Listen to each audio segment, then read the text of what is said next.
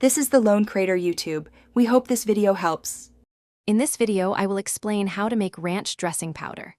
We'll start by gathering our key dry ingredients. You'll need 1/2 cup of dried buttermilk, 2 tablespoons of dried parsley, 1 tablespoon of dried dill, and 1 tablespoon of dried chives.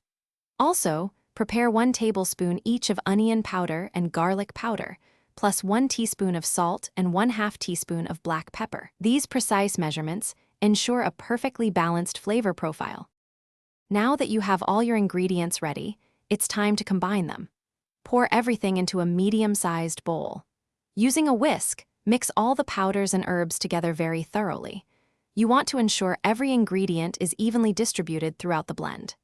For an extra fine powder, you can briefly pulse the mixture in a food processor or a clean spice grinder for about 10 to 15 seconds.